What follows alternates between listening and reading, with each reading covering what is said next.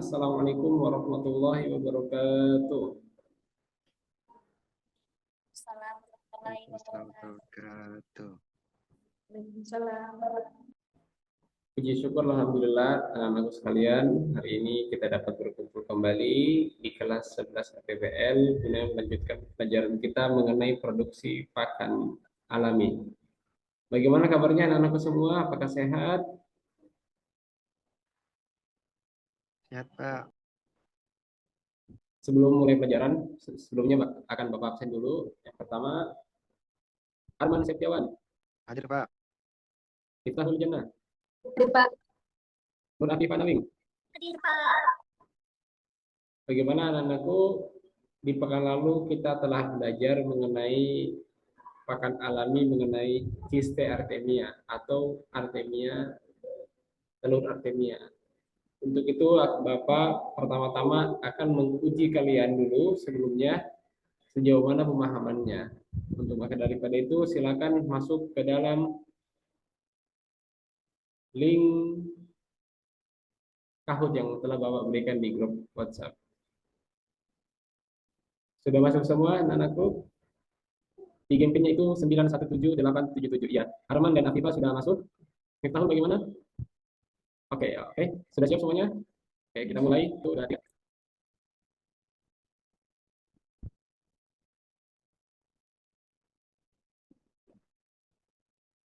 Ya, yang ini soal dan fisik.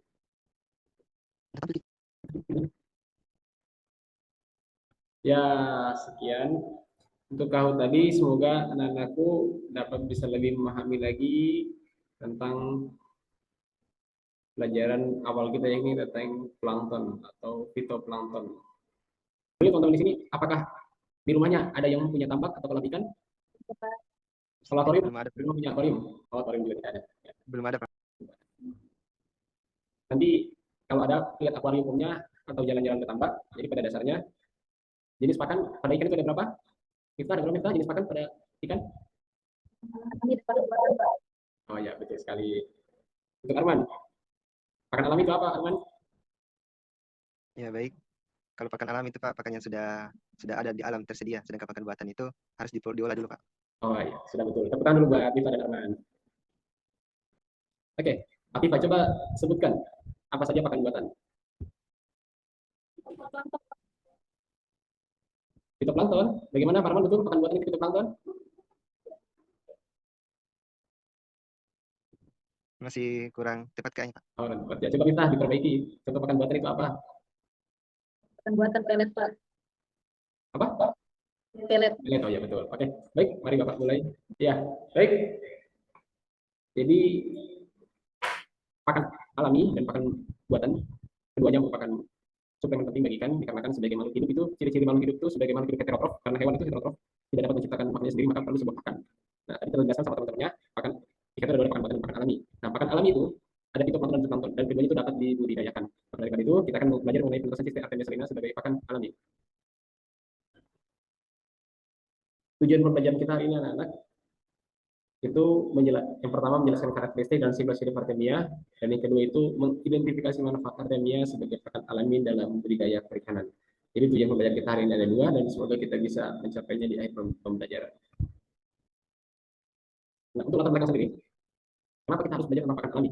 Nah, dalam artian pendidikan, jadi faktor yang mempengaruhi keberhasilan budidaya yakni contohnya itu pakan. Dan pakan dalam budidaya itu 70% biaya dalam budidaya itu yakni biaya pakan. Jadi pakan itu sangat penting untuk kita pelajari. Sebelum lebih jauh kita belajar pembatasan, mari kita dulu berkenalan dulu dengan plankton yang kita pelajari, yakni jenis plankton artemia salina. Dengan nama latin Spisula substrata. Ini untuk karakteristiknya, bagaimana artemia jantan artemia betina dicirikan dengan adanya antena. Ini asal usul sedikit ciri-ciri karakteristik artemia. Jadi ini sudah cukup lama dari zaman dulu sudah ada. Nah, siklus hidupnya. Jadi artemia itu dimulai dari saat menetasnya kisar telur. Jadi telur itu akan menetas sekitar selama 15 sampai 20 jam di suhu normal suhu kualitas susah. Hal ini akan kita pelajari bagaimana caranya memecahkan cangkang telur artemia menjadi sebuah embrio yang menjadi pakan ikan. Nah, ini ada waktunya. Jadi untuk dari telur sampai menjadi embrio itu sekitar 1 hari 36 jam. Kemudian telur menjadi larva, menjadi nukleus, menjadi artemia, kemudian jadi artemia dewasa, lalu untuk kawin sehingga menghasilkan telur kembali. Untuk reproduksi sendiri, artinya sendiri itu ada dua. Yang pertama itu seksual dan seksual. Itu seksual melalui fertilisasi antara jantan dan betina, dan betina untuk seksual itu secara parthenogenesis, yakni betina dapat menghasilkan telur secara mandiri tanpa perlu adanya pembuahan dari jantan. Sebenarnya apa sih manfaatnya dan keunggulan Artemia salina? Yang pertama itu sumber pakan protein tinggi. Yang kedua, ukurannya kecil dan gerakannya aktif. Ini sangat memudahkan untuk dimakan oleh ikan bibit. Yang ketiga, mudah dicerna dan tentunya pasti ramah lingkungan karena merupakan pakan alami dan dijamin pasti sehat karena berasal dari alam. Ya baik, hanya itu penjelasan Bapak mengenai Artemia salina. Untuk selanjutnya, saya berikan kesempatan kepada anak-anakku untuk bertanya. Apakah ada yang ditanyakan sampai saat ini? Oke, jika tidak ada, silakan membentuk kelompok. Sudah masuk Google Classroom semuanya? Sudah masuk, silakan buka di Classroom.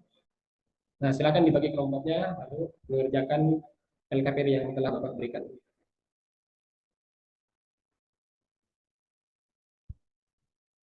Oke, Bapak berikan waktu sekitar 15 menit untuk mengerjakan LKPD-nya. Ya, silakan nonton video yang berikut Bapak berikan.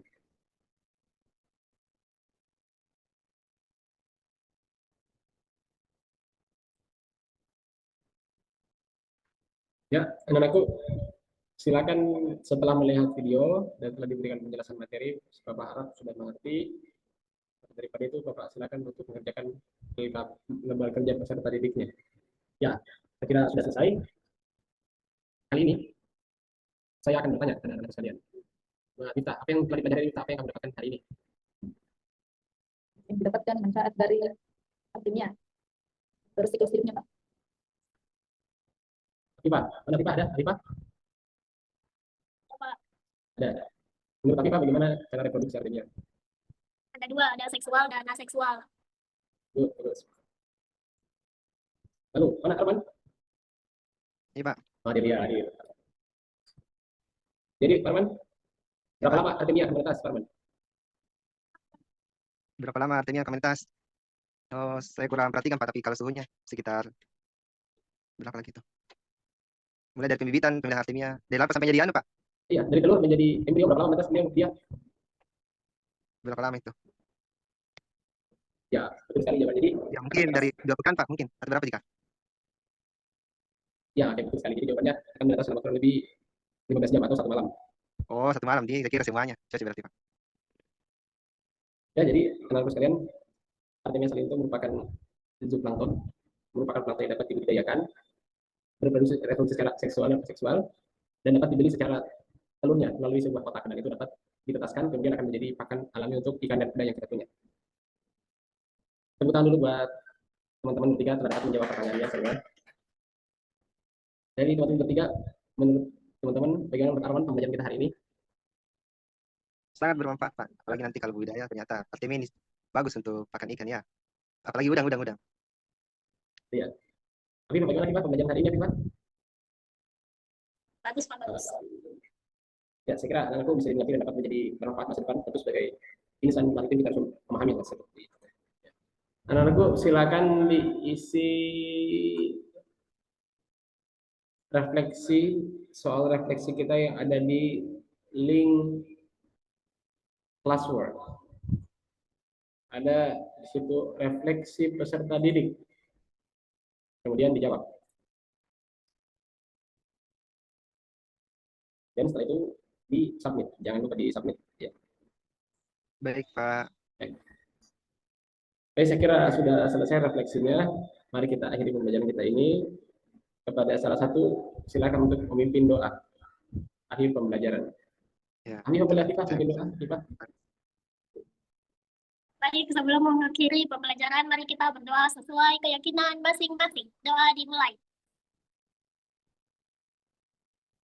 Amin. Selesai. Ya, terima kasih anak-anakku. Mohon maaf apabila Bapak ada salah pada pembelajaran hari ini. Semoga kita bisa bertemu di pekan depan. Wabillahi taufiq wal hidayah. Wassalamualaikum warahmatullahi wabarakatuh dan selamat sore. Waalaikumsalam warahmatullahi wabarakatuh. Selamat sore Pak.